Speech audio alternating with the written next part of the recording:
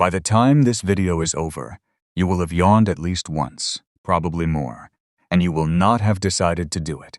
In fact, it might already be starting. Just hearing the word yawn is often enough to set it off. A little tightening at the back of the jaw, a pull. Maybe you're fighting one right now. Here's the unsettling part. That isn't you. You didn't choose it. Somewhere underneath your conscious mind, an ancient piece of your brain made a decision and started moving your body before you got any say in it. And it does not care whether you approve. You've been told yawning means you're tired or bored or low on air. Every one of those is wrong. What's actually happening is far stranger. And by the end of this, I'm going to show you a yawn lift a paralyzed arm right off a hospital bed. Let's start by killing the biggest myth. For centuries, people believed yawning was about oxygen. The idea sounded obvious. When you're tired or stuffy, your blood runs low on oxygen, so your body forces a huge breath to top you back up. It's false. In 1987, a researcher named Robert Provine put it to the test. He had people breathe air loaded with extra carbon dioxide, then pure oxygen, then made them exercise. Anything to swing their blood gases around. If yawning were about oxygen, all of that should have changed how much they yawned. It changed nothing. Not how often, not how long. Yawning and breathing, it turns out, are run by two completely separate systems in your brain. And if you want proof that breathing has nothing to do with it, babies yawn in the womb. Months before they take a single breath of air. Some sea mammals yawn deep underwater, jaws gaping wide, with no air to gulp at all. The yawn isn't reaching for oxygen. So what is it reaching for? The leading answer is one almost nobody guesses. A yawn isn't about air. It's about temperature. The best evidence we have suggests a yawn is your brain switching on its cooling system. Think of your brain like the processor in a computer. Run it too hard or let it get too hot and it throttles. It slows itself down to keep from cooking. Your brain has the same problem. In a narrow temperature window, it has to stay inside. So when it starts running warm, when you're drowsy or the room is stuffy, it reaches for a radiator, the yawn. That huge, slow inhale pulls cool air across the roof of your mouth and your sinuses. The enormous stretch of your jaw works like a bellows, flexing those sinus cavities and venting heat. And the deep breath drags cooler blood up toward your skull, pushing the warm blood out. Researchers measured this directly in animals. A single spontaneous yawn produced a real, measurable drop in brain temperature. And in people, it lines up. In one study, pedestrians were nearly twice as likely to catch a yawn in cool winter weather as in summer heat. Because in the heat, a yawn full of hot air can't cool anything, so the brain doesn't bother. Your yawns are weather dependent. You just never noticed. But here's where it stops being a quirk and starts being a takeover, because the most famous thing about yawning is that it's contagious, and almost everything you've been told about why is wrong. You've probably heard that catching other people's yawns is a sign of empathy. That cold, unfeeling people don't catch them. Great story, not true. In 2014, Duke University ran the biggest test of this ever done. 328 people, full empathy testing, and found no connection at all. Empathy didn't predict it. Kindness didn't predict it. The single biggest factor they could find was just age, and even that barely explained any of it. So if it isn't empathy, what is it? A reflex, a blunt automatic one. In 2017, researchers at the University of Nottingham found that contagious yawning is fired automatically inside your primary motor cortex, the part of your brain that moves your body, and it has almost nothing to do with your thoughts or your feelings. They call it an echo phenomenon.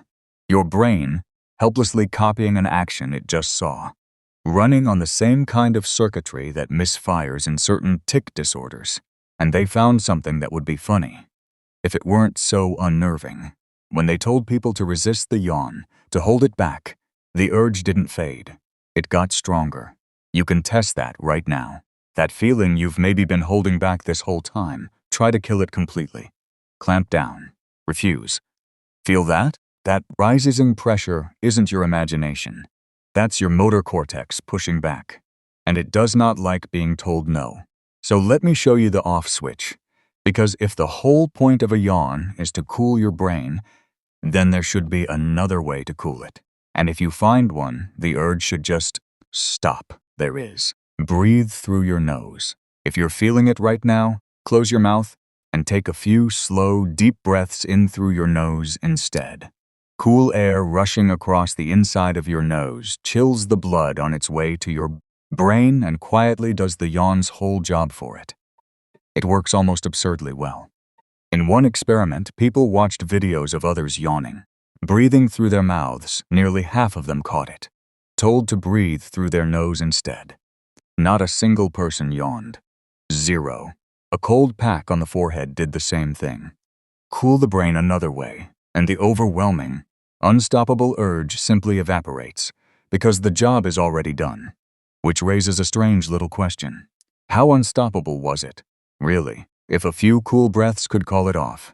But none of that, none of it, prepares you for what a yawn can do to a body that's broken. There's a rare condition with a long name, parakinesia brachialis ossitans. It shows up in a small number of people after a severe stroke. The stroke destroys the motor pathway on one side of the brain, the modern, conscious wiring you use to move on purpose. The result is total paralysis down one side. The arm hangs dead. The patient can stare at that arm, beg it to move, pour everything they have into lifting it, and nothing happens.